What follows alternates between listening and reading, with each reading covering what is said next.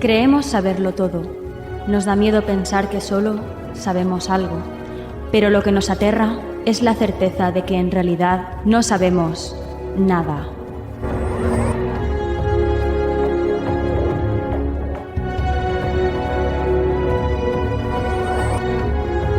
Sígueme por los canales que atraviesan la oscuridad. Remaremos sin descanso. Iluminaremos juntos los caminos de la noche, abriéndonos paso por el canal del misterio.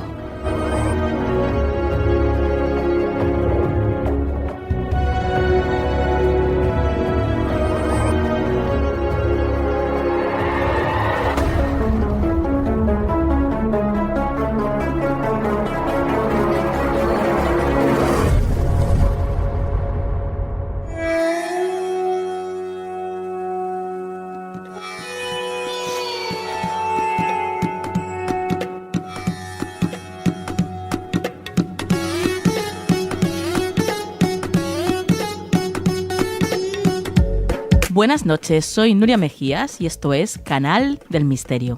Ya estamos con todos vosotros una semanita más y desde luego dispuestos a pasarlo muy bien estos 60 minutos que tenemos por delante con lo mejor del misterio, como siempre. Pasamos, ya sabéis, toda la semana trabajando duro para y por vosotros y buscando los últimos temas, lo más actual y siempre desde luego pues con el mayor de los cariños. Más que nada porque también es lo que recibimos por parte de vosotros. Ya sabéis que ese calorcito que nos llega es el gran motor de este proyecto, de este programa de radio que aparece en las ondas cada semana y que desde luego se hace desde el corazón, con el corazón y hacia vuestros corazones. Hoy empezaremos con un tema de lo más terrorífico, la verdad, porque esto sí que da miedito, los virus. Nuestra doctora Cristina López estará con nosotros para hablarnos y para que conozcamos bien de cerca qué son los virus. También estarán con nosotros las secciones habituales del programa, la actualidad con María Toro y el consejo de la semana con Juan Perdomo, por supuesto. Y también vamos a pasar bastante miedo esta noche, queridos misteriosos, porque Aluriel Vera va a llevarnos a visitar colegios con fantasmas. Ahí lo dejo. Bueno, antes de empezar el programa de esta noche, recordaros que tenemos pendiente una quedada en Madrid. El día 4 de noviembre, sábado, de 7 a 9 de la noche, en el hotel Érase un hotel, en el entresuelo, que está en la calle Bravo Murillo. Ahí os esperamos a todos. Os recuerdo, 4 de noviembre, de 7 a 9 de la noche. Pasaremos 2 horas pues contándonos nuestras historias, haciéndonos fotos, riendo. Bueno, pasando 2 horas de verdad en buena compañía y que os esperamos a todos allí. Cuantos más seamos, mejor. Eso ya lo sabéis, ¿verdad? Bueno, pues eso, que os esperamos a todos. Por supuesto, que alguien me ha preguntado, ¿hay que pagar algo? No hay que pagar nada. No hay que pagar nada. La entrada es libre. Simplemente es una reunión de amigos. Pues eso, para compartir nuestras cosas y que si queréis conocernos, pues que nos conozcáis en persona. Así que ya sabéis, os esperamos. Y ahora comenzamos.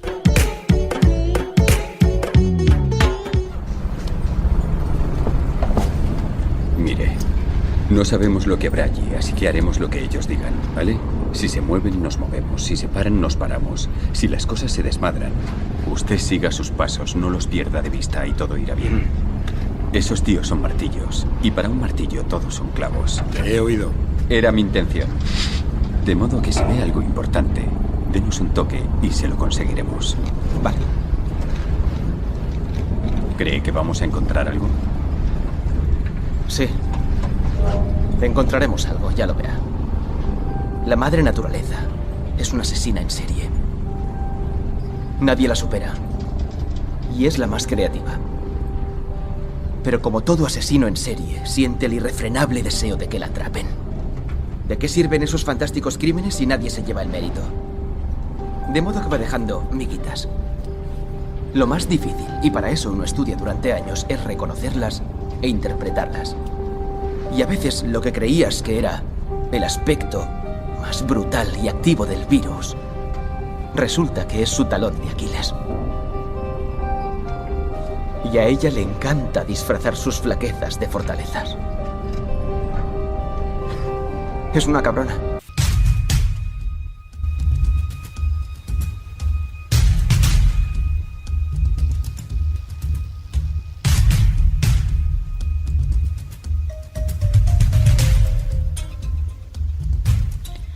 Actualmente todos estamos rodeados de peligros.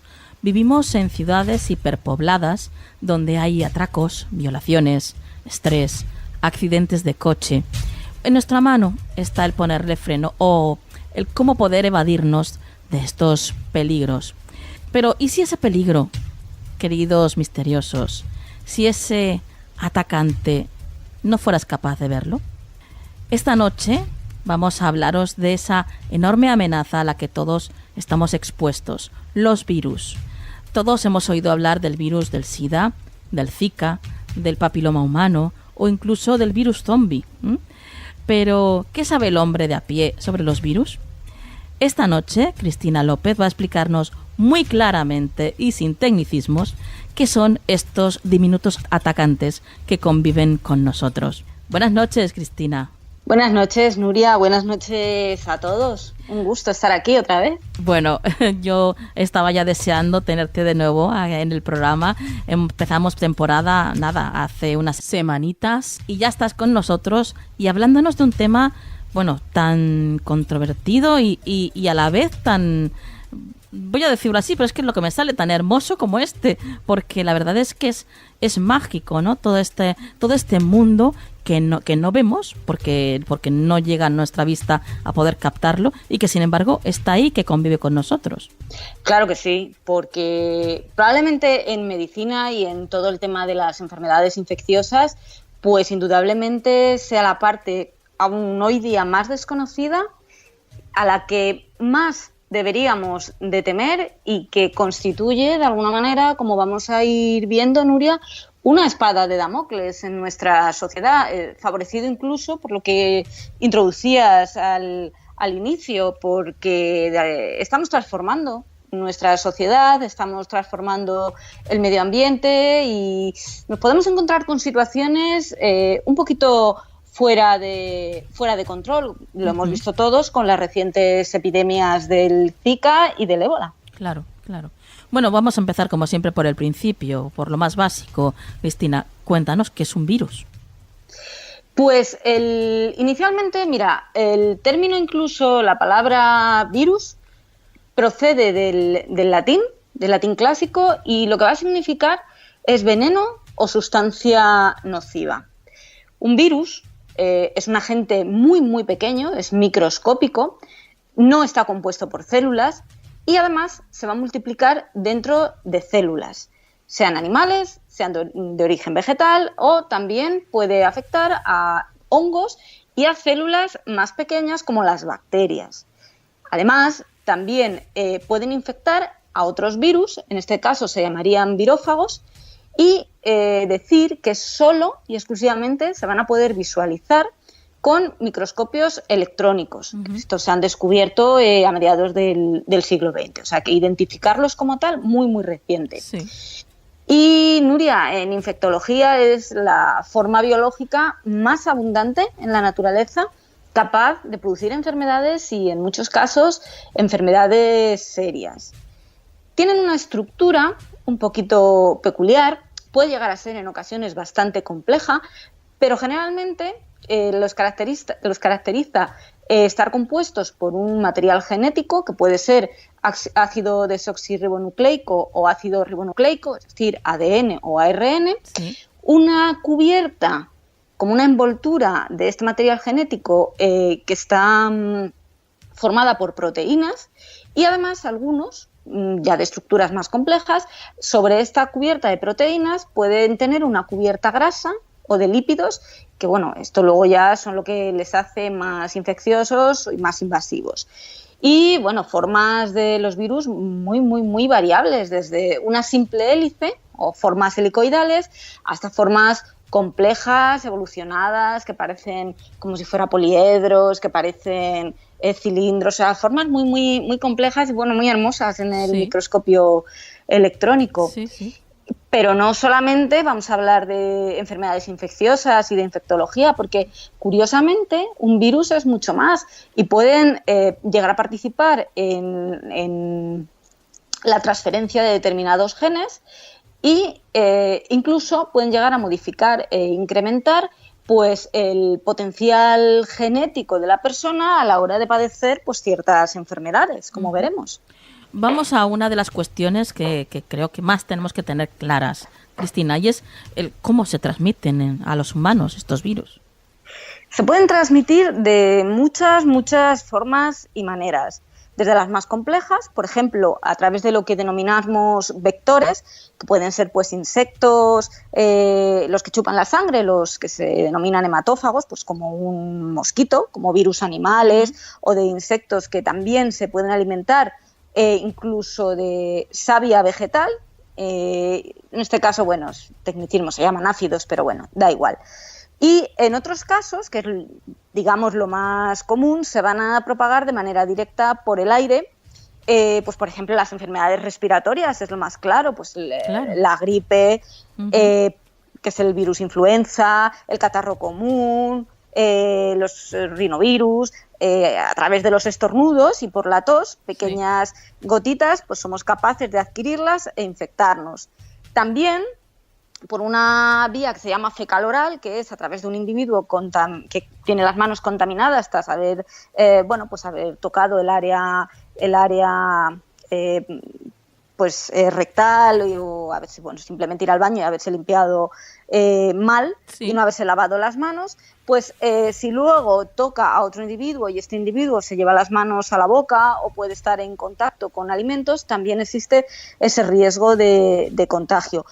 También como virus, por ejemplo, como el VIH, por contacto sexual, por exposición también VIH a sangre infectada y también la hepatitis C, o por contacto directo con las fuentes de virus más importantes y más hermosas, pues que son los niños. Todos los niños antes de el primer año de vida tienen que inmunizarse, tienen que crear defensas y lo sabrán las mamás que nos estén escuchando, a partir de los 4 o 5 meses y más si tienen hermanitos o los llevan a la guardería, los inviernos son una fiesta, la fiesta del moco, eso lo saben todas. Claro.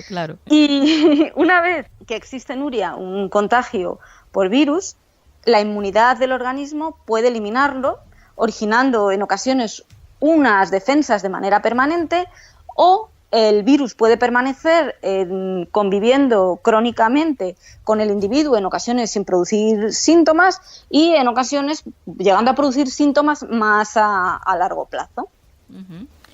Bueno, vamos a hacer un poco de historia, Cristina. Vamos a remontarnos en el momento en que se descubren a los virus. ¿Qué siglo nos tenemos que remontar? Como tal, descubrirlos físicamente ya hemos comentado un poco y lo vamos a ver, que es en el siglo XX. Pero es verdad que la moderna infectología empieza a partir de los siglos XVII, XVIII y se pensaba que podían existir pequeñas partículas que no se veían y que pudieran ser capaces de producir enfermedades. A partir de finales del XIX, con las investigaciones de Pasteur sobre la rabia, es cuando ya, aunque no se han identificado físicamente en ese momento, se empieza a creer realmente en su existencia. Podemos hablar que a finales del XIX se puede considerar que se identifica el primer virus, pues el virus del mosaico del tabaco, lo identifica Martinus Sellering, y las décadas más importantes a la hora de identificar y del estudio de los virus son 1930 a 1950, porque se empiezan a cultivar los virus de la gripe en huevos fertilizados de gallina. Lo hace un virólogo norteamericano que es William Godpaster. Se empieza a investigar sobre el virus de la polio, que posteriormente se aísla en células cultivadas de embriones humanos. Y finalmente, otro científico, más o menos por esa época, Salk, va a crear la vacuna frente a la polio. Ajá. Lo que decíamos, Nuria, del microscopio electrónico se inventa más o menos en la década de 1930 por los alemanes, que en esto siempre, en todos los temas de óptica, han sido pioneros, y lo inventan por los ingenieros Ruska y Noll, y son los que nos van a permitir obtener las primeras imágenes de virus y las más precoces. Datos más recientes y curiosos, bueno, el virus del SIDA se va a aislar, el VIH, en 1983 en el Instituto Pasteur, en Francia, por el equipo de Montagnier.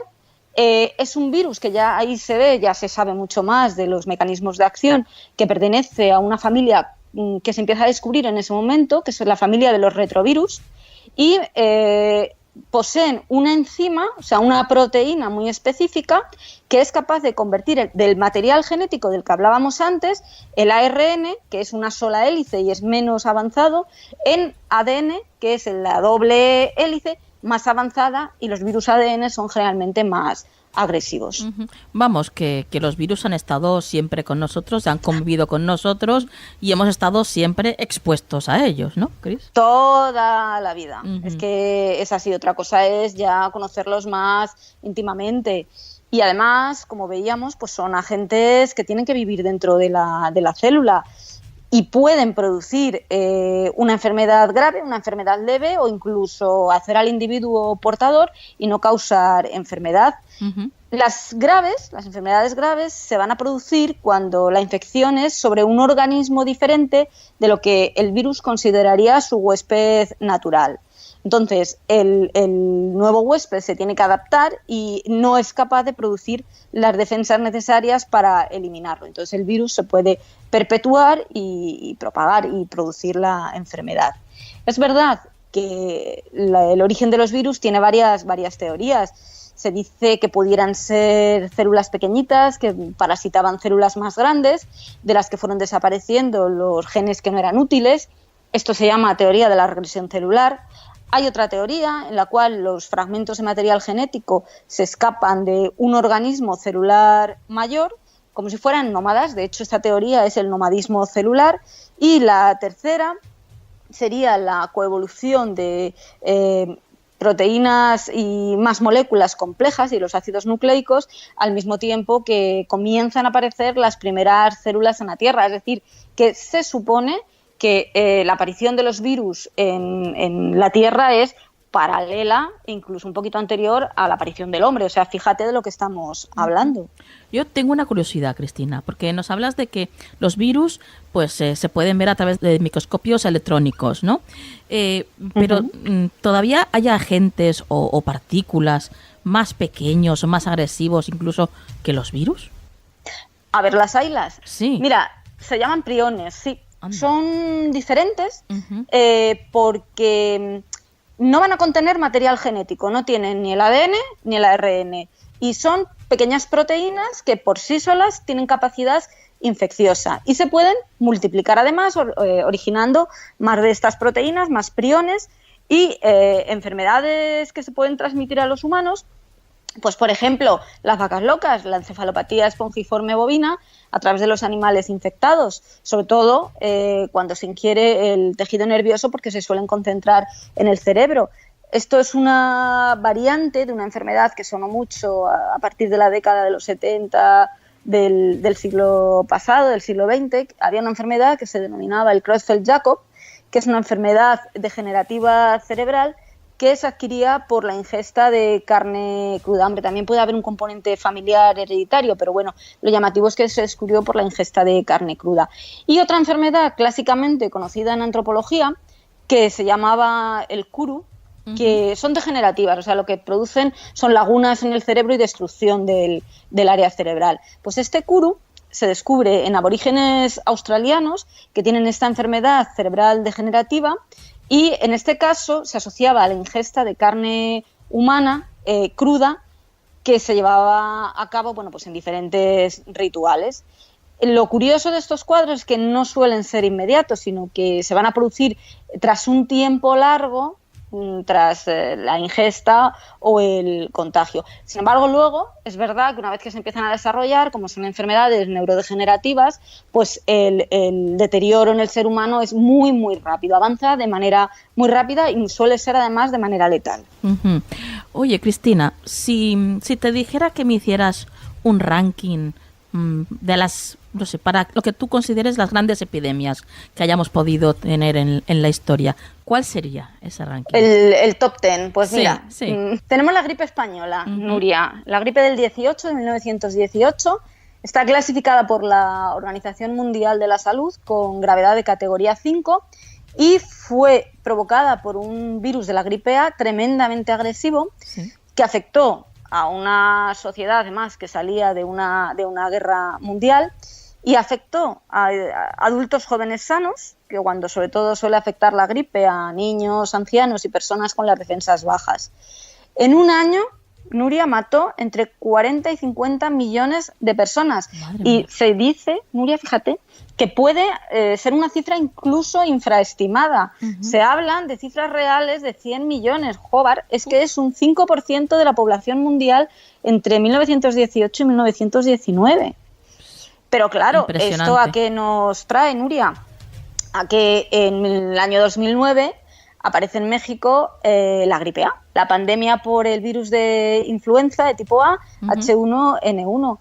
Y es una variante de la cepa H1N1 con un material genético que procedía de una cepa aviaria y 2 cepas porcinas y una humana, que fue capaz de hacerse más agresivo porque fue capaz de mutar dando un salto entre especies del cerdo, que era una gripe del cerdo, al ser humano. Es verdad que fue calificada por la OMS como de nivel 6 y la mortandad evidentemente ni se aproximó a la gripe española, pero se dataron 14.286 personas. Sin embargo, aquí sí que afectó a los grupos de riesgo clásicos más desfavorecidos de la gripe, lo que decíamos, los niños, ancianos y demás. Claro. Otra cosa es luego todo el folclore que se montó con los antivirales, el comercio, con el pánico en la población, eso es otra cosa. Pero lo que es real es que la epidemia existió. Uh-huh. O sea que estas dos serían para ti las que estarían ahí arriba, ¿no? La gripe Hombre, española. El top del top es la gripe española. Uh-huh, claro. Sí, pero nos llevamos la palma, Cris. Nos llevamos la palma, sí. Madre mía. Luego ya vamos a ir viendo, pero digamos que el primer contacto con lo que podían ser las enfermedades virales reales fue ahí.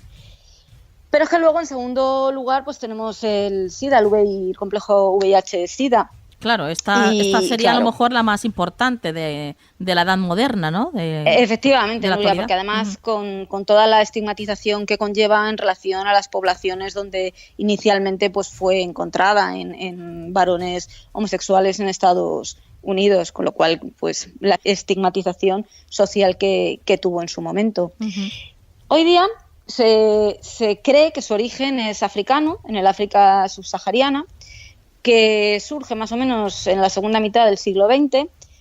Las cifras hoy día que la OMS te da te dicen que se ha llevado por delante más de 25 millones de personas desde 1981, cuando el complejo VIH-Sida se identifica. Uh-huh. Y hoy día tenemos aproximadamente 38,6 millones de enfermos en todo el mundo. El origen del VIH de tipo 1, al contrario de lo que se pensaba, que se creía en un principio que estaba en los chimpancés, parece ser que está en los gorilas del sur de Camerún. Sí. Son las últimas investigaciones de Brasil, Francia, Reino Unido, Estados Unidos, y esto está publicado en una revista de infectología puntera, en el PNAS, y se pensaba que la mayor parte de la pandemia había saltado pues inicialmente del chimpancé al ser humano, lo que te decía. Sí. Esto es lo clásico, pero no. Parece ser que fueron estos gorilas de Camerún a través del virus de inmunodeficiencia de los simios y el modo de transmisión a humanos más probable en el caso de los gorilas es a través de la exposición a sangre y tejidos infectados durante la caza de animales salvajes. Y bueno, pues el virus de estas especies pudo saltar a la especie humana. Ajá. Y bueno, ya que estamos hablando del presente, ¿no? De la era actual, ¿qué nos puedes decir, Cristina, de las recientes fiebres hemorrágicas del ébola? Claro, es que seguimos nuestra lista dantesca. Ujú. Es que aquí viene probablemente a lo que más miedo tiene el hombre occidental, que son las fiebres hemorrágicas. Y bueno, pues suelen pertenecer a una familia concreta, que se llaman los filovirus, y las fiebres hemorrágicas clásicas pues son el ébola y el virus de Marburg. El Marburg se detecta en la primera década del siglo XXI por un brote en Angola, y al final acaba convirtiéndose en la peor epidemia del mundo en aquel momento de fiebre hemorrágica vírica, hasta que llegó el ébola del 2014-2016, que se origina finales del 2013 en Guinea y se acaba extendiendo, pues lo sabemos por prensa, a Sierra Leona, a Liberia, Nigeria, Mali, Senegal, y con casos, desgraciadamente. Bueno, a ver, casos desgraciados son todos, porque los pobres en los países originales se mueren, vamos, sin duelo. Y aquí lo que sucedió es que tuvimos casos puntuales y contados y surgió el pánico en Estados Unidos, en España y en el Reino Unido. Y bueno, se declara el fin de la epidemia el 29 de marzo del 2016 por la OMS. Y ya veremos cuando reaparece, cuando aparecen pequeños casos aislados o brotes, pero bueno, de momento está controlado. Tiene un periodo de incubación entre 2 y 20 días. Inicialmente debuta pues como un cuadro gripal, con fiebre, te encuentras mal, débil, te duele la garganta, puedes tener vómitos, diarrea. Lo que sucede es que se acaba alterando lo que es el sistema hepático y renal, y se acaban produciendo fallos en la coagulación, que es lo que da todas esas hemorragias tan tremendas, y un defecto en las células sanguíneas de defensa, las células blancas y las plaquetas. Entonces este es el momento más crítico en el que bueno, pues el individuo es muy fácil que muera. Cosas curiosas de la epidemia del ébola, pues mira, por primera vez, Nuria, se emplean tratamientos experimentales en el ser humano, porque era necesario, pues como el famoso suero ZMapp, que eran anticuerpos de los pacientes que ya eran inmunes, es decir, que habían sobrevivido a la enfermedad, Sí. y se empezaron a crear protocolos de investigación sobre las vacunas. Parece ser que hoy la llamada RSV-CIVO fue analizada en un ensayo clínico con mucha participación de gente en Guinea en el 2015 y bueno, parece que tiene alta efectividad, pero vamos, no podemos hablar de que ni muchísimo menos el ébola esté ni siquiera en el pensamiento de erradicarlo todavía. Claro, claro. ¿Y del Zika, Cristina? ¿Por qué se le dio tanta importancia al virus del Zika? Pues el virus del Zika fue tan llamativo por al grupo de población al que afectó, que fueron los recién nacidos que nacían con microcefalia, es decir, con una cabeza muy pequeñita en el cual el sistema nervioso central pues no se iba a desarrollar. También está causada por un virus, su género son los flavivirus, se transmite por la picadura del mosquito del género Aedes, que son los que, bueno, pues en Brasil, en América, picaban por la mañana y al atardecer, y bueno, no se sabía dónde podía estar el reservorio, no se conocía. Es verdad que es clásico de América, pero bueno, también se ha visto que el Zika puede circular en África, en Asia y en el Pacífico. El periodo de incubación en este caso es de pocos días. La mayoría de la gente que se contagiaba, de adultos que se contagiaban, pues estaban asintomáticos o podía ser como un leve catarrillo, 2 a 7 días, o sea, un cuadro muy, muy leve. Y el problema es, como te decía, la afectación del recién nacido en la mujer embarazada por la repercusión tan salvaje que podía tener en un organismo en desarrollo, en un niño. Bueno, dicen además, Cristina, que la verdadera conquista del Nuevo Mundo la hicieron los agentes infecciosos. ¿Tú qué piensas? Hombre, pues que la viruela se lleva la palma. La viruela diezma a la población americana. Viaja con los conquistadores en las naos del Viejo Mundo, y es que tú ten en cuenta que la viruela no existía. Existían otras enfermedades, pero la viruela en América no existía, con lo cual se llevó por delante hasta casi el 70% de la población nativa. Pero es que no solo eso, es que después llega el sarampión con una mortalidad no tan alta, pero muy importante, y bueno, hasta que la población no se empezó a inmunizar, pues ahí estuvieron. Ujú. Pero hubo un intercambio de agentes infecciosos de un lado y otro, pero vamos, en relación a América fue mucho más llamativo porque viruela y sarampión fueron tremendas. Claro, claro. Oye, y en relación a los virus implicados con el cáncer, ¿qué nos puedes contar? Es verdad que, bueno, hay muchos factores implicados en el desarrollo del cáncer, Nuria. Pues entre ellos, por ejemplo, la debilidad en la inmunidad del huésped, mutaciones de los propios virus afectos, y como virus clásicos, a la hora del desarrollo del tumores, pues tenemos, tú lo decías hace un rato, el virus del papiloma humano, Ujú. el virus de la hepatitis B, el virus de Epstein-Barr y el virus T linfotrópico humano. El papiloma humano, sabemos, sobre todo es un virus que afecta más a la mujer, es el causante de carcinoma de cuello uterino. También puede afectar a varones y provocar cáncer de pene, de ano, y también a nivel de piel y de faringe en relación a las prácticas que se emplean, bueno, prácticas sexuales. El virus de la hepatitis B, una vez que la infección se ha hecho crónica, pues puede provocar cáncer de hígado. El virus T linfotrópico humano nos va a derivar en leucemias concretas en el adulto.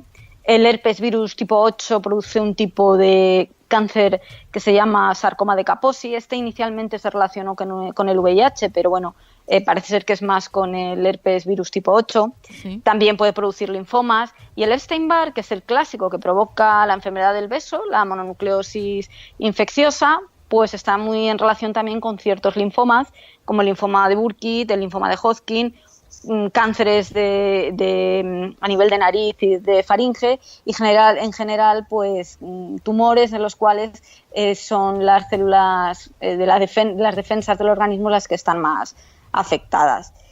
Es verdad que sobre esto se sigue investigando mucho, y el último cáncer que se ha identificado que puede estar en relación con los virus es el cáncer de piel rarísimo que se llama el carcinoma de células de Merkel, que bueno, parece que hay un virus que es el poliomavirus, que es el que puede estar afectándolo. O sea que, si esto no es para que nadie se quede con los nombres, pero para que se vea que los virus no son solamente lo que hablábamos, tengo Claro. tos, tengo mocos, que es que tienen un rango de actividad tremendo. Sí, sí, hay que conocer al enemigo, Cristina. Ah, claro, para poder atacarlo. Y para conocerlo, bueno, tienes que decirnos, por supuesto, cómo se tratan o cómo se puede prevenir el contagio con estos virus. A ver, formas de prevenir el contagio, pues por supuesto son la higiene de manos, la higiene con personas pues que ves que tienen pues sus mocos, en los autobuses, taparnos la nariz cuando alguien va a estornudar, pues ese tipo de actividades que serían las más básicas. Luego, por supuesto, tenemos, estemos a favor o no estemos a favor, pero son las vacunas, ya sean de virus vivos atenuados o de virus muertos, o incluso las proteínas que recubrían el material genético de los virus. Y luego lo que es la medicación, o sea, fármacos que se utilizan en determinadas infecciones. Pues existen unos antivirales específicos, pues por ejemplo, el más conocido, el clásico, es el AZT, la acidobudina para el VIH-Sida, y en el caso de los herpes de la piel, el herpes cutáneo, pues el aciclovir, y también para el herpes genital, un poco los más básicos, luego hay muchísimos. Claro, claro. Vamos a ver. ¿El hombre puede llegar a utilizar los virus para algo beneficioso? Deberían centrarse las investigaciones en cómo poder utilizar a los virus, porque pueden llegar a ser muy útiles, Nuria. Ajá. Y es que dentro de las aplicaciones controladas se pueden utilizar en genética molecular como si dijéramos transportadores o vectores que fueran capaces de introducir genes concretos en las células que se están estudiando. Ajá. Y aquí, por ejemplo, se pueden utilizar como vectores en el caso de tratamientos de diversas enfermedades, porque pueden dirigirse de manera específica a células, y el ADN, por ejemplo, en el caso de cáncer y de terapias génicas, podemos llegar a utilizarlos. Bueno, esto también es muy importante, ¿eh? El saber que pueden ser beneficiosos incluso para nosotros. Claro, el tema está en que a la gente que investiga se la deje investigar, que Correcto. los gobiernos inviertan en investigación. Exactamente, presupuesto. Presupuesto. Bueno, ya casi para acabar, Cristina, Cuéntanos algo sobre bioterrorismo, los virus del futuro, la ciencia ficción, la realidad, el virus zombie. Cuéntanos algo sobre todo esto. Pues Nuria, es que todo tiene su lado oscuro y el lado más crudo y el que más daño puede hacer al ser humano de manera descontrolada. Y es que uno de los intereses actuales es el bioterrorismo, por supuesto, lo que sería el uso de armas biológicas o incluso el diseño de nuevas epidemias. Esto es un temor que tenemos constantemente y sobre todo en los nuevos tipos de conflictos bélicos que se están generando. Claro. Mira, hay cepas custodiadas de viruela y han sido capaces de recrear en laboratorio el virus de la gripe española, o sea, 2 de las epidemias más tremendas que ha tenido la humanidad cuando hablábamos de este top 10. Y, a ver, misteriosos, hay enfermedades letales erradicadas, como por ejemplo la viruela a través de la vacunación, de las cuales estas cepas custodiadas, si se lanzaran a la población, se desconoce si la eficacia de la vacuna que disponemos, la vacuna del pasado que la erradicó, incluso sería efectiva frente al desarrollo de una nueva epidemia de estas cepas custodiadas. No hablemos de los virus que han sido modificados. Nos podemos encontrar literalmente ante una situación insostenible, digna de la mejor película de ciencia ficción y, por supuesto, virus que se puedan llegar a modificar de tal manera que puedan anular la voluntad del ser humano, que puedan hacer mucho más fácil el hecho del control de la mente, el hecho de la anulación de la personalidad. Y bueno, pues quién sabe, a ver si al final todas estas películas, todas estas novelas de ciencia ficción no tienen su punto profético. Esperemos que no, Nuria. Esperemos que no. Lo que sí recuerdo es que para el 2016 ya se había emitido la película Guerra Mundial Z, que a mí me encanta la película, protagonizada por Brad Pitt, y ya recuerdo que creo que fue sobre mayo de 2016, un grupo de neurocientíficos de la Universidad de Cornell en Nueva York, pues por lo visto arrasaron en las redes porque habían creado un simulador en una web creado por ellos mismos y bueno, en este simulador estos expertos mostraban la velocidad a la que se transmitiría el virus zombie, supuestamente si existiera, claro, obviamente, por Estados Unidos, de acuerdo a estudios epidemiológicos. Y bueno, por lo visto era algo impresionante de la manera en que en cuestión de días, toda la población de Estados Unidos estaría infectada. Es que en el lapso de entre 48 horas y una semana puede desaparecer la población de un país. Podemos hablar de cifras de un 70, un 80% de muertes debido a una epidemia de estas características. Es que estamos viendo una situación como la de la gripe española, pero si estamos hablando encima de virus que han sido modificados justo para que el ser humano no tenga ningún tipo de defensas, pues estamos hablando de una apaga y vámonos. Entonces, claro. pues... Además, este grupo de científicos también recuerdo que decían que los zombies, en el caso de que existieran, sufrirían algo así similar como el trastorno hipoactivo de déficit de conciencia. Y bueno, que si en algún momento pues esto ocurriese, lo mejor sería estar en silencio porque por lo visto pues esto afecta a lo que es la memoria y a la rapidez y a la concentración. Entonces, la manera más fácil de despistarlos sería eso, yendo en total silencio, vamos.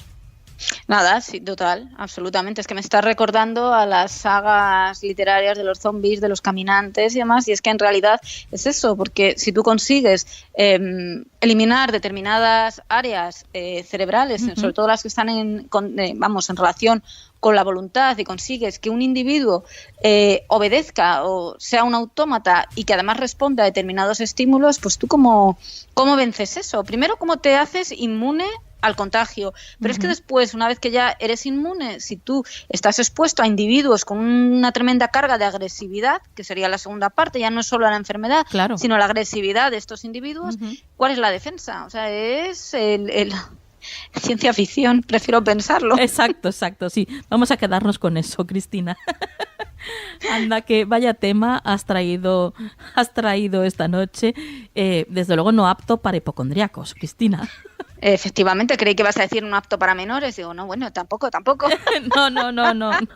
No. Tú ya sabes que yo soy de las de información. Tener información hombre, es el poder. Total y absoluta. No, hombre, a ver, que la gente que tenga un poco de miedo ya sabe dónde estoy en Facebook y en las redes sociales, puede preguntar lo que quiera, pero que, hombre, esto es algo divulgativo y un poco de cara a informar de la manera más básica. Tampoco es cuestión de que haya ahora mismo un pánico a las enfermedades infecciosas. Simplemente, pues cabeza a la hora de encontrarnos en las epidemias del día a día, del invierno, lavado de manos, prevención, Cristina. Uso de pues pañuelos de papel, pues ese tipo. Y hombre, yo soy médico y estoy a favor completamente de los calendarios vacunales, en concreto en la infancia, que es a lo que me dedico, con lo cual yo siempre lo recomendaré. Ahora, siempre por supuesto, desde que cada uno haga lo que crea y lo que deba, o sea, desde la máxima libertad.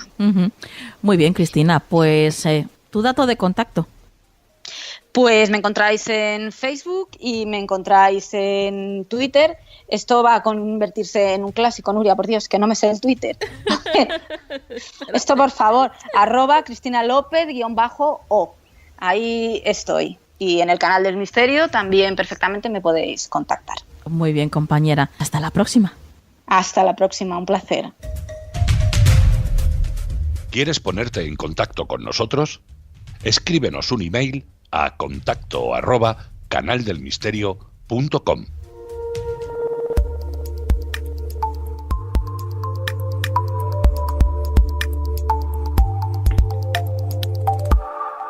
Actualidad en Canal del Misterio.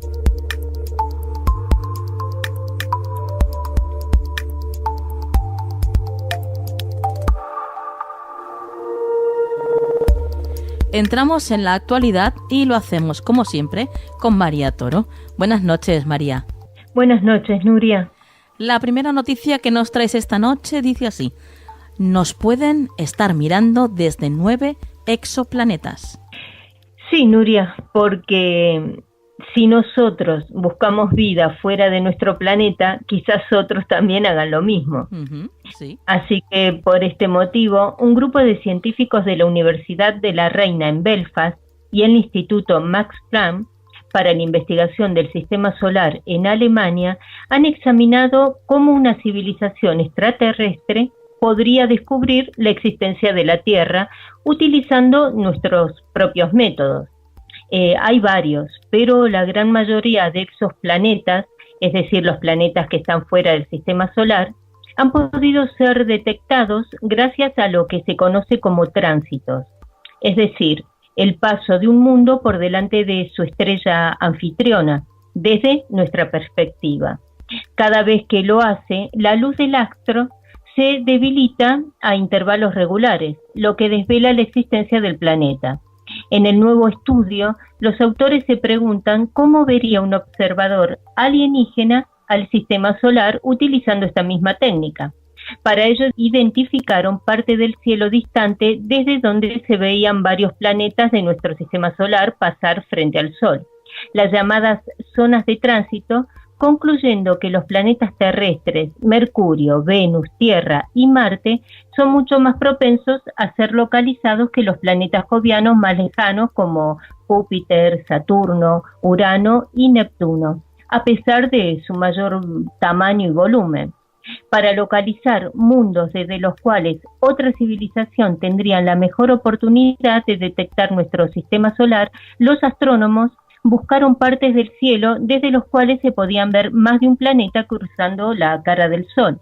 Según sus cálculos, al menos 9 planetas fuera del sistema solar están en una posición ideal para dar con nosotros. La cuestión sería que se manifiesten, ¿no? Claro. Vamos a por la siguiente noticia que nos traes esta noche y el titular dice lo siguiente: bajo los hielos de la Antártida podría existir un mundo desconocido de nuevas especies. Así es, Nuria. Según un estudio recién publicado en la revista Polar Biology, todo un mundo perdido de animales y plantas desconocidos podrían estar esperándonos en algunos de los vastos sistemas de cuevas subterráneas que hay justo debajo de los hielos perennes de la Antártida. La directora de la investigación de la Australian National University sostiene que las cuevas excavadas por el vapor de volcanes activos pueden llegar a estar hasta 25 grados de temperatura, lo que aumenta las posibilidades de que todo un ecosistema de flora y fauna esté prosperando allí. Los científicos analizaron muestras del suelo de algunas de estas cuevas y encontraron material genético procedente en su mayor parte de algas, musgos y algunos pequeños animales, pero no todas las secuencias de ADN pudieron ser identificadas, lo que podría indicar la presencia de especies desconocidas hasta ahora. Según la propia investigadora, los resultados de este estudio nos dan una somera y tentadora idea de que podrían haber algunos seres vivos bajo los hielos de la Antártida.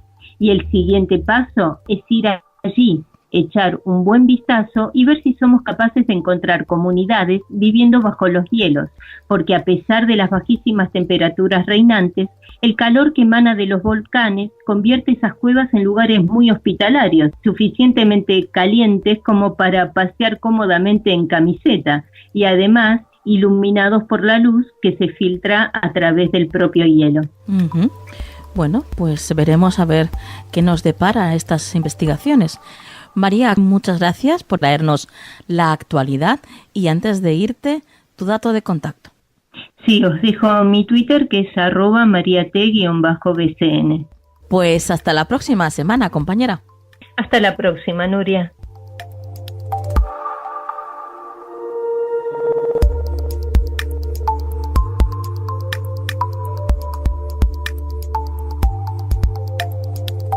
Búscanos en las redes sociales. Estamos en Twitter, Facebook, Google+, Instagram y Tumblr. Somos Canal del Misterio.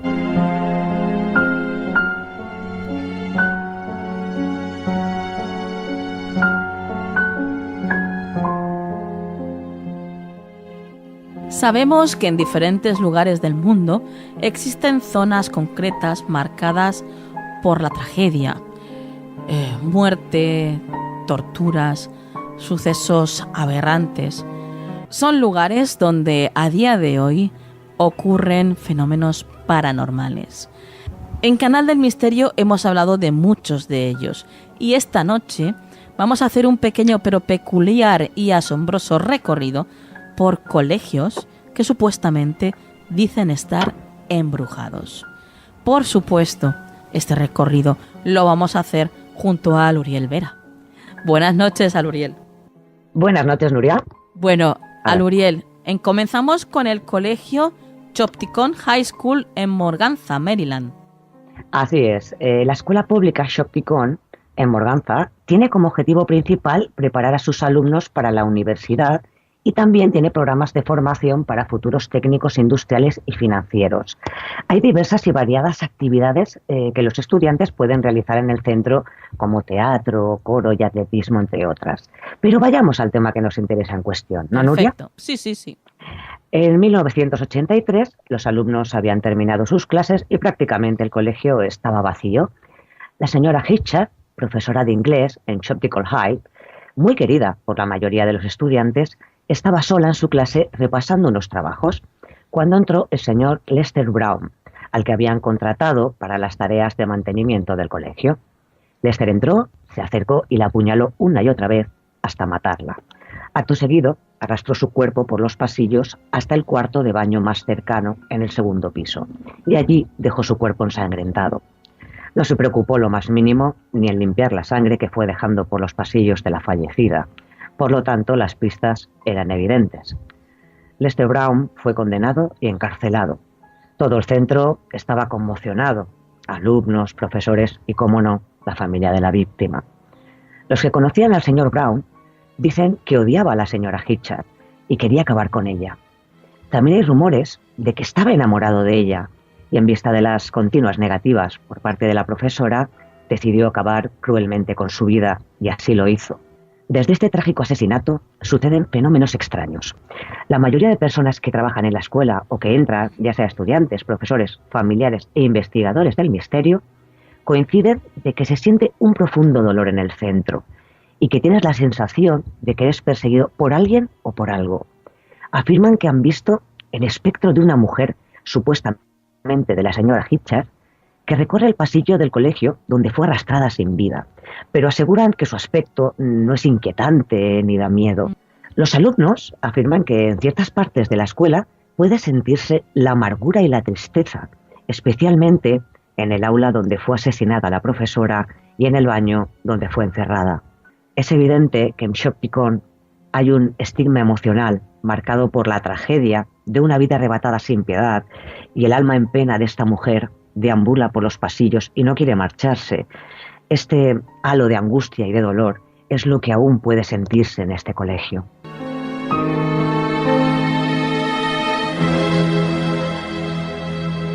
Menuda historia, Luriel. Sí. Vaya, vaya. Muy triste. ¿Continuamos nuestra ruta por los colegios? Sí, claro, claro. Vamos ahora al Preston School of Industry en Ione, California. Efectivamente.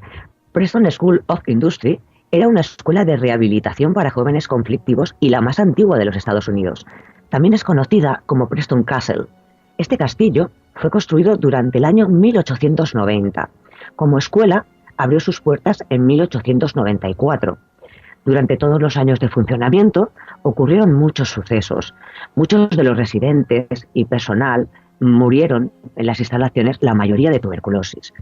Lo que empezó siendo una escuela del Estado se convirtió con el tiempo en un lugar misterioso marcado por los tremendos abusos, castigos e intentos de fuga que ocurrieron en el mismo. Incluso un asesinato, en el de Anna Corben, que fue ama de llaves en Preston. La vida de esta mujer no fue nada fácil. Empezó a trabajar en Preston en 1941. Su hijo Harold murió en 1943, pero su cuerpo no pudo ser trasladado de las Fuerzas Aéreas de los Estados Unidos hasta 1950. Anna enviudó y tuvo que trabajar en esta escuela para poder subsistir, ayudando a muchos jóvenes, pero no pudo despedirse de su hijo, porque ese año, en 1950, Anna fue golpeada brutalmente en la cabeza hasta morir. Vaya. Sí, es espeluznante, Nuria. Sí, sí.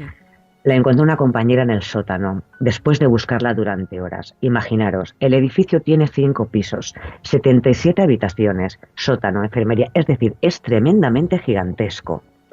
Pero al final la encontraron envuelta en una manta y con la cabeza destrozada.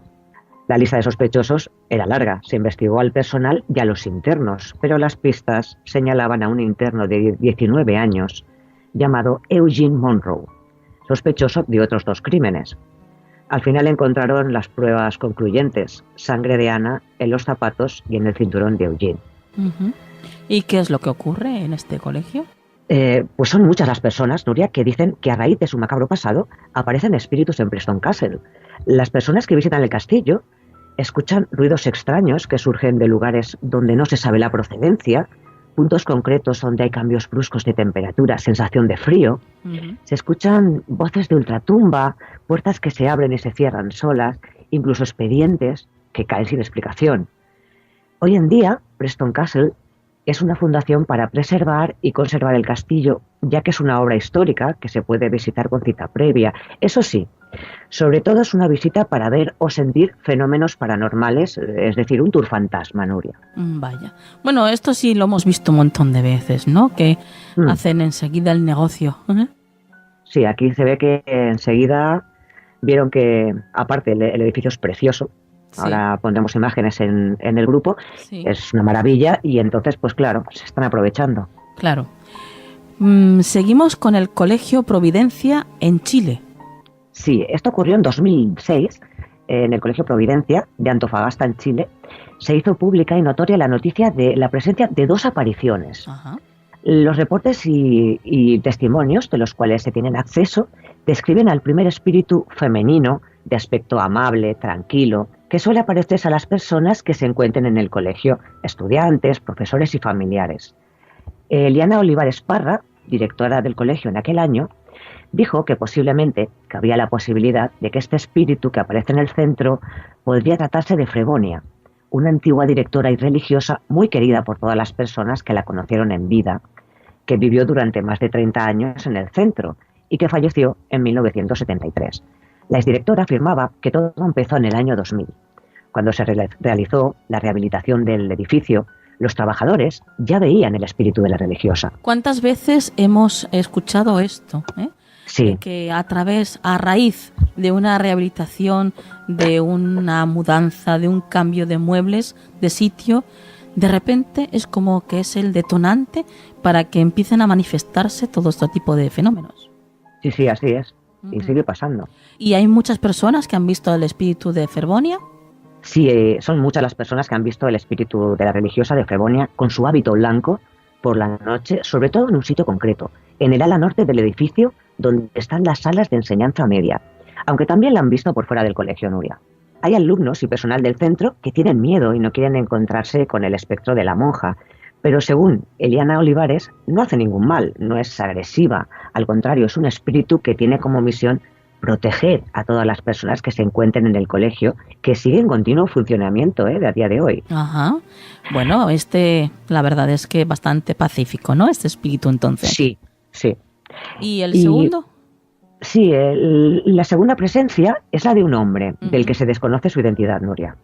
Un estudiante contó que vio al espíritu de un hombre que medía cerca de 1,80 m y que era oscuro como una sombra. Pero aún hay más. Una compañera de ellos hizo una fotografía por la noche en una sala y al observarla vieron supuestamente una cara en la puerta, el rostro de un hombre con barba. En este colegio también se escuchan ruidos y golpes en distintas áreas del edificio. Las puertas y las ventanas se abren solas. Sobre todo esto sucede constantemente en el baño y en la cocina. Sin embargo, Eliana Olivares mencionaba que después de 2006 no ha vuelto a aparecer el espíritu de la religiosa tan querido en el Colegio Providencia.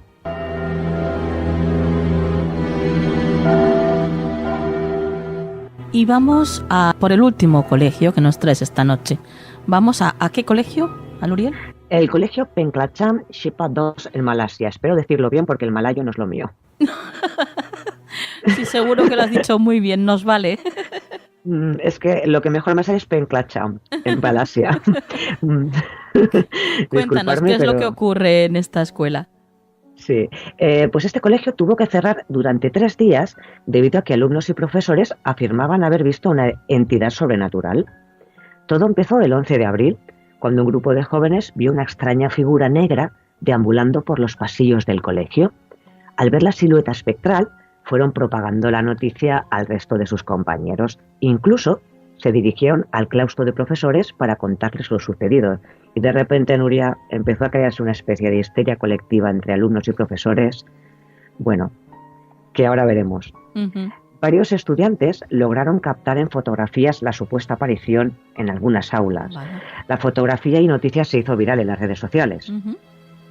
Los medios de comunicación publicaron muchos testimonios de las experiencias vividas tanto de profesores como de alumnos. Os cuento las que me parecieron más interesantes. Perfecto. Una profesora contó cómo sentía que sus manos cada vez eran más pesadas. Otra docente afirmó que aquella sombra negra trató de entrar en su cuerpo y que al citar pasajes del Corán notó cómo la sombra desaparecía. Una alumna de 17 años dijo que vio el espectro y que era aterrador y escalofriante. Se sintió paralizada y notó como si la estuviese presionando una fuerza invisible. Acabó desmayándose varias horas. Desde entonces, cada vez que va al baño, tiene que ir acompañada por una amiga porque le aterra la idea de ir sola pues si vuelve a ver a este espíritu siniestro. Durante los días que estuvo cerrado el colegio, no dejaron entrar a los medios de comunicación, pero sí a chamanes de la tradición malaya y religiosos musulmanes que realizaron trabajos especiales con el fin de limpiar el centro. Ajá. ¿Puede ser un caso de histeria colectiva? Puede ser, no lo sabemos. Lo que sí sabemos es que no es un ente insólito o aislado en las escuelas de Malasia, ya que en otras 4 escuelas han ocurrido casos similares. Bueno, qué curioso. Nosotros, desde luego, ni afirmamos ni desmentimos nada. Simplemente, bueno, pues nos limitamos a contar este tipo de historias y de leyendas que hay en estos colegios. Aluriel, Como siempre nos tienes aquí temblando. Muchas gracias, Nuria. Compañera, tu dato de contacto. Pues pueden enviar un mail a Canal del Misterio o buscarme por Aluriel Vera en Facebook y en Twitter. Hasta la próxima. Hasta pronto, dulces lunas.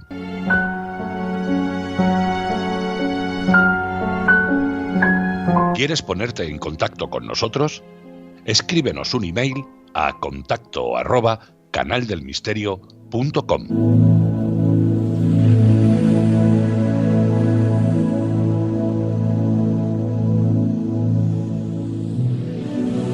El consejo de la semana en Canal del Misterio.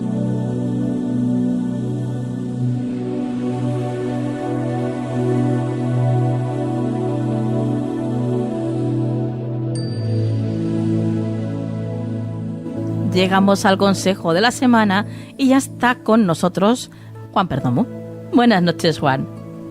Muy buenas noches, Nuria. Buenas noches, amigos. ¿Qué tal estamos? ¿Cómo va todo? Pues encantadísimos estar una semana más contigo, Juan. Igual que yo.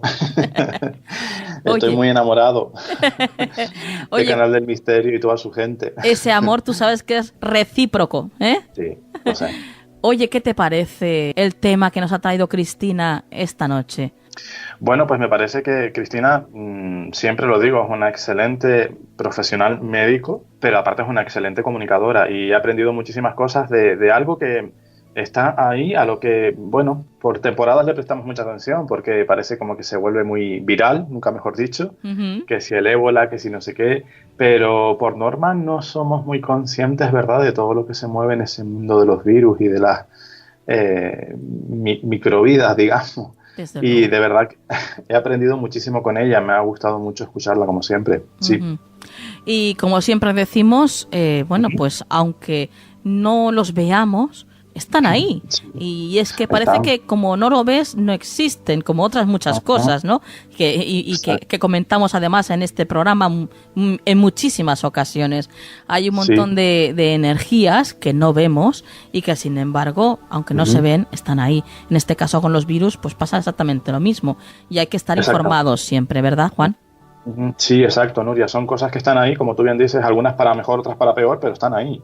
Y hay que ser conscientes de la existencia de eso y de prevenir y de cuidarnos de eso, efectivamente. Sí, tienes razón, además está muy bien traído ese ejemplo, ¿no? Porque muchas veces a esas cuestiones no se les ha puesto mucha atención y después ha pasado lo que ha pasado. Sí, claro. Cierto. La información es poder, Juan.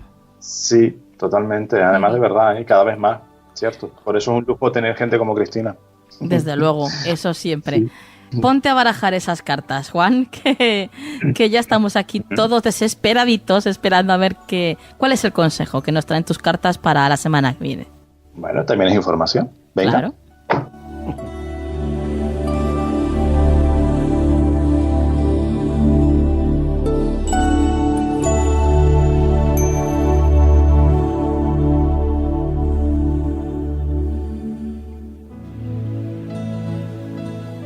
Bueno, pues la magia del tarot a mí me encanta cada semana porque de verdad que nos da en toda la cara. Porque justamente hablando, Nuria, amigos, del tema información, del tema tomar conciencia, del tema conocimiento, ¿no? Sí. Pues la carta que tenemos esta semana sobre el tapete, Nuria, amigos, es la suma sacerdotisa. Y justamente nos habla de eso, de información que se nos pone al alcance, de crecer en nuestro conocimiento, de la formación, del aprendizaje. Y también es una carta, Nuria, amigos, como consejo a tener en cuenta esta semana, que nos viene a decir que confiemos en nuestra propia intuición, confiemos en nuestra propia sabiduría, esa sabiduría que trae nuestra alma, ¿no? Que traemos desde que somos pequeñitos. Y también nos viene a decir, Nuria, amigos, que esta semana es probable que conozcamos cosas tanto agradables como menos agradables. Pero que esas verdades y esas realidades que vamos a conocer, esas informaciones que vamos a recibir, van a ser para nuestro mejor bien, nuestro mayor bien. Sí. Entonces que lo afrontemos. Es probable que esta semana sepamos cosas, conozcamos cosas muy agradables, como digo, pero también otras no tanto. Entonces, en lugar de pararnos a atascarnos ahí madre mía, lo que me he enterado, madre mía, mira esto, mira aquello otro. Aceptemos esas verdades, era necesario que afloraran y sigamos nuestro camino, ¿no? Y también es una carta que nos habla justamente de potenciar eso en nosotros. Puede que hayamos estado en una etapa muy apegados a lo terrenal, muy poco intuitivos, muy poco sensibles. Abrámonos, porque esta semana va a ser importante que tomemos contacto, que retomemos contacto con nuestra sensibilidad, con nuestra sabiduría interior, ¿vale? Porque por alguna razón la hemos perdido, se nos ha dormido y esta semana aflora. Entonces, una semana de información, una semana de conocimiento, de reconocimiento, diría yo también. Qué curioso, desde luego viene que ni al pelo al programa de esta noche. De verdad, yo, además el otro día lo hablaba con alguien, le decía, es que de verdad, es que cada semana nos da, pero sí, bien, sí. Hay semanas que es más evidente como sí, esta, sí. y hay semanas que es más sutil, pero sí. nos da bien, ¿eh? Qué bien, qué bien. De verdad que sí. Juan, tus datos de contacto.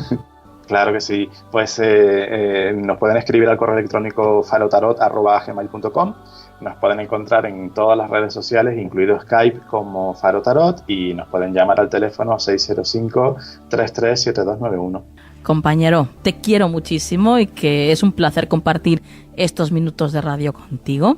Y ya te despido hasta la semana que viene, ¿eh? Muchísimas gracias, Nuria. El placer es mío, te quiero muchísimo y feliz semana a ti y a todos. Y ya estoy impaciente porque llegue la siguiente. Me ha salido un pareado. Te esperamos, fieles a la cita. Un Juan. beso. Un beso. Muy bien, Nuria, un beso. Hasta la semana que viene.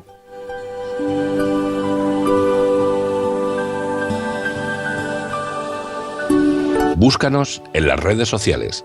Estamos en Twitter, Facebook, Google+, Instagram y Tumblr. Somos Canal del Misterio. Y hasta aquí el programa de esta noche. Pero no nos vamos sin antes daros las gracias por cada vez que compartís el programa en vuestros muros de Facebook, por cada vez que le dais a me gusta al programa en iVoox, por cada vez que hacéis una reseña en iTunes, por tantísimas cosas que hacéis por el programa, cómo nos ayudáis a que cada vez más personas conozcan Canal de Misterio. La verdad es que estamos encantadísimos con todos vosotros. Y ahora sí, vamos a por la frase de la semana. Comienza haciendo lo que es necesario, después lo que es posible, y de repente estarás haciendo lo imposible.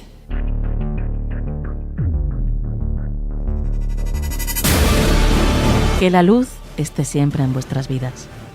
Hasta la semana que viene.